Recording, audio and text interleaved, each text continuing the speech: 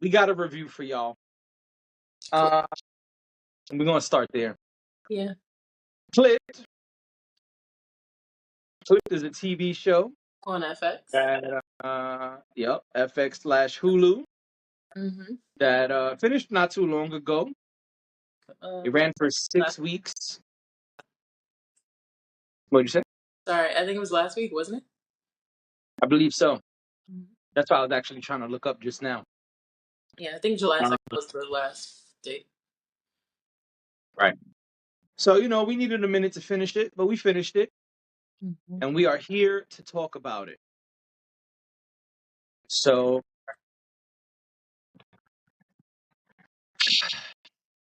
it was hard to get through.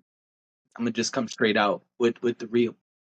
For those who don't know, Clipped is a show that covers the Clippers organization during the time when owner, at that time, Donald Sterling, was under fire for saying racist remarks about black folks.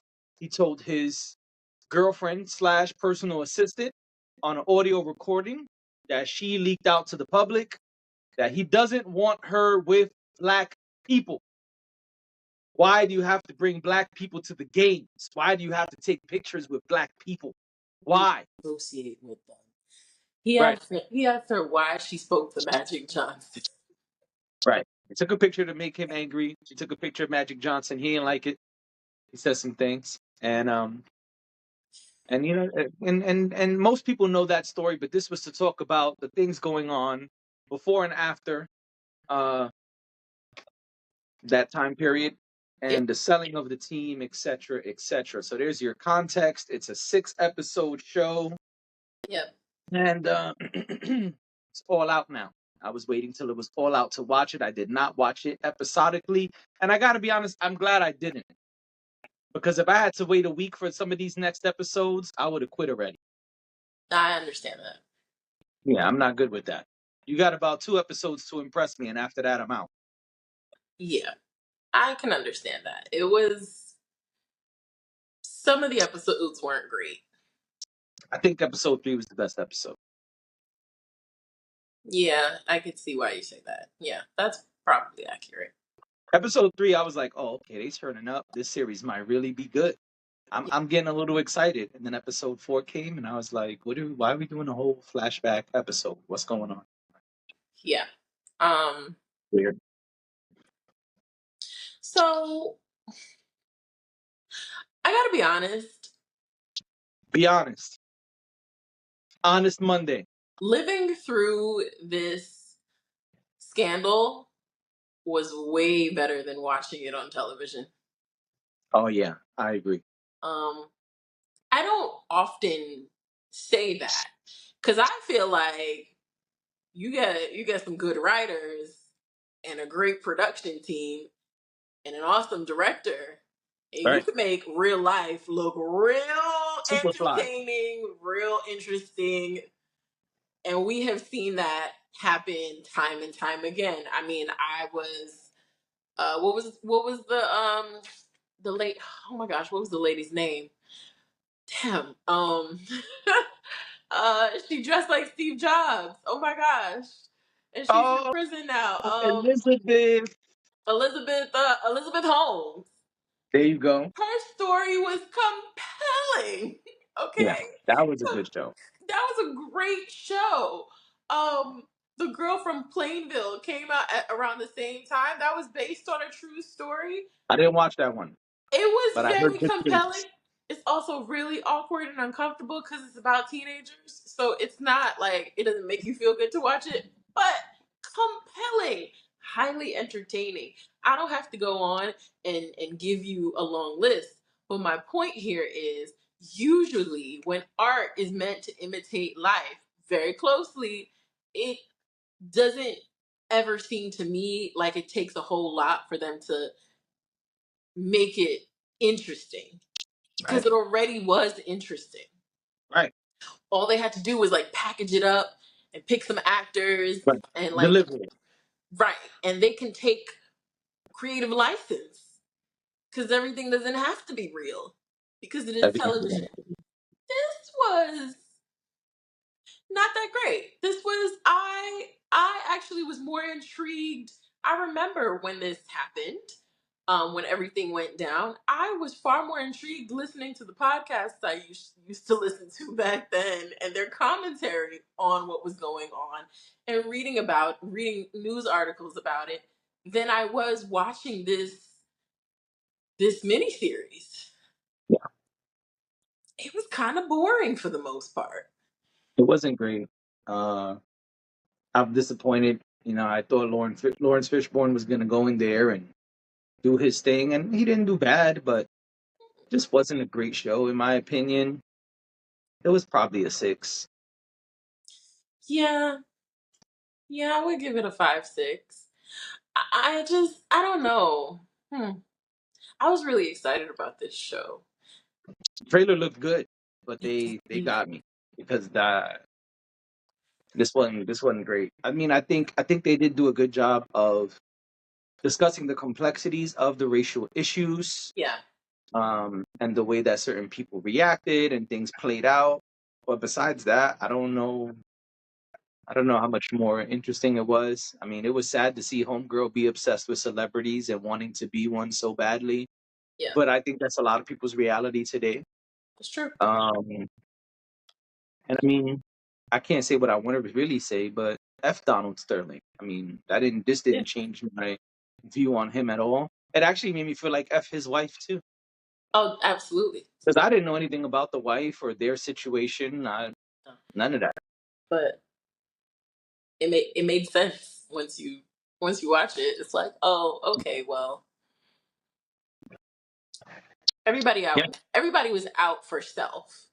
I think the people that I felt most sorry for, or the people Hmm. that I felt sorry for at all, were the players because I felt like, and I even read about this too. Can't remember. I think it might have been Vulture that I was reading, but to be put in that position and then have to take a stance when this is not only your job and your livelihood, but just their their job is not just physical, but it's also like being in front of the public. Like they literally do their work in front of the public, Yeah. and to have to answer to public opinion when you're not even the reason this is happening, and in a many ways it happened to them as well.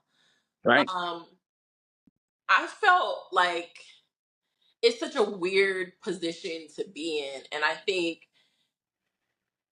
think most people of color, most black people probably have some sort of story or experience that they've had where they've kind of been in a compromising position where you know that it isn't right, but also in order for you to get what you need, you may have to be quiet or disengage in something, or you can't publicly speak out about it. um, I know what that feels like. I'm sure you know what that feels like. I'm sure many people know what that feels like. So by the time it makes it to the public and everybody's like, well, y'all need to do this and y'all are not doing that, that's a lot. Yeah. That's a lot to have to take on. So I did feel bad for them. Um, and I appreciated that Doc kind of allowed them to do what they wanted to do to some degree, because he even I was gonna say said, more or less.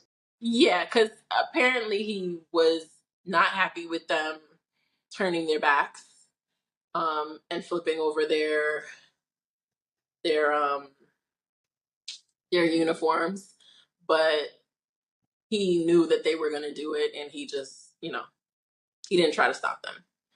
So I think the opposite. But are you talking about something you read or in the show? Because in something the I show read. he didn't protest. Oh, because in the show he didn't protest at all. You're just like, nah, let's do something else. Right.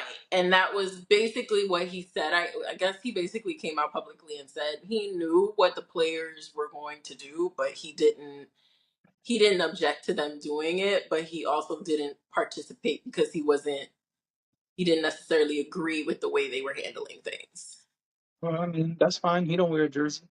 Right. I'm not faulting him for it. I'm just saying like it was a weird spot for them to be in. Everybody, yeah, the whole organization. Yeah. So yeah, no, wherever they whatever hole they crawled into, they can stay there. Him and his wife. Yeah. Yeah, I think also like it's cool to give out the information, and there's a lot of these shows. Hulu usually does them well. Yeah. I was shocked that they didn't do so good on this one because, like, the OJ one was really good. Um, the impeachment one was really good.